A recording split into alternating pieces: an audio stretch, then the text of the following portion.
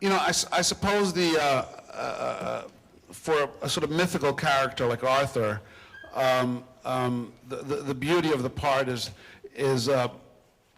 one of, it's not unlike Melville's Heart of Darkness. You're treading on Kurt's territory. And if there was ever a great entrance or a great performance, it was Marlon Brando in Apocalypse Now.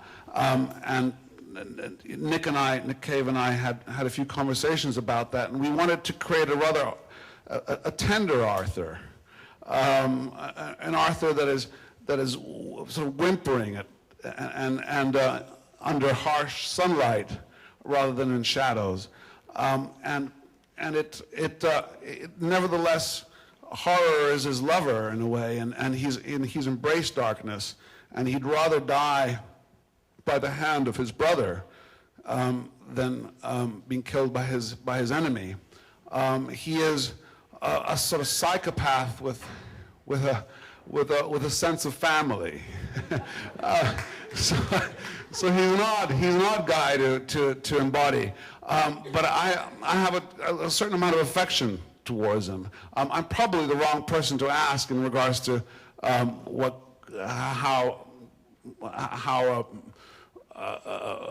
type of man he is. I have an affection towards Arthur, but he is somebody who's at times cosmic, but he's definitely gone to the other side, and in doing so, as an actor, I suppose you have to try to embrace that other side, and you know, fuck, if you're English, I'll fucking smash your head in. And he has a very clear understanding of who his enemies are, and they would certainly do the same to him. And in a state of war, you know, sometimes things are not quite as pleasant as we'd like them to be in a rose garden in the desert. And a lot of the characters in the story are misfits, and they're clinging on to some semblance of beauty that they have within themselves. And Arthur is very, you know, he's pining for Ireland in a way when he looks out into the desert landscape, but he's seeing more. There's something which I feel that Arthur is in tune with, however unpleasant it may be.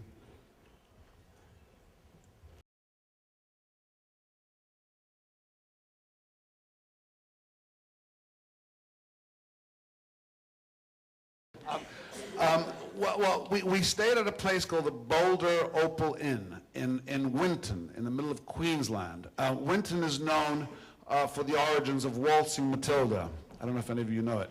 Waltzing Matilda was, and it's a rather perverse place. It's a mining town, an opal mining town. The closest mine is about 100 miles away. It has two saloons opposite each other on the same little strip of street. Guy and I shared. We didn't share a room, actually. What am I talking about? We were next to each other, and we'd work a little bit, especially with the Irish accent, and we'd do these little acting exercises: 1, 2, 3, 4, 5, 6, 7, 8, 9, 10, 1, 2, 3, 4, and we'd try to figure out what our Irish accent was, and ultimately he in a way through the experience became my brother. But I think that his performance is so, it's almost Zen-like. It's so as you describe it. He's focused. You understand the inner turmoil. You're not quite sure what decision he's going to make. But it at times reminds me of Clint Eastwood, as far as its minimalism. But it's very much his character. What? I think we all did. I mean, I had hair extensions. I'd wake up in the morning and go, Jesus Christ! Oh, it's just my hair extension. It's okay. And we, you know, we're a bunch of guys, so we kind of enjoyed being dirty and scruffy and kind of fucked up looking. And Emily Watson was just so beautiful and pristine and porcelain. I remember one morning she came out and she had a mosquito bite, and it was so visible. But Guy is he's serious. He's very collected, and I think it was an extraordinary performance from him, as from everybody else. Ray Winston, when you watch this film more than once, you realize how delicate his unraveling really is, because he's unraveling right from the beginning. I really admire his performance. John Hurt, who worked with my father, I thought was marvelous. And all the Australian guys, Tom Budge, my young sidekick, I think is also phenomenal. Yeah. Yeah. He was what? A lunatic, yes. Yes. Lunatic? Yeah, and it was a really good, it was a good vibe all around. A hard shoot, but one of those, in a way, the hardship made it easier for us all, because there certainly weren't any producers or executives hanging around for too long.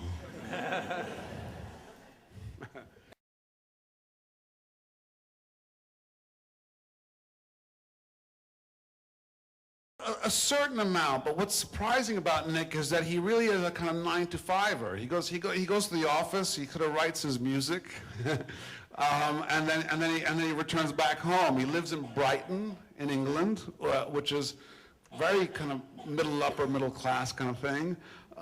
He's got that kind of ex-junkie gothic kind of vibe about him, but he's done it. He's been there. And he's a very straightforward guy, and we had the privilege of having him around during our rehearsal period, you know, every now and again one tends to get a little actory, and you're like, talk about motivation, and you know, why is it that I should do this, and Mick's like, just fucking do it, you know? And he's a no-nonsense guy, and it was great to be working with somebody who had sort of such a straight head about him.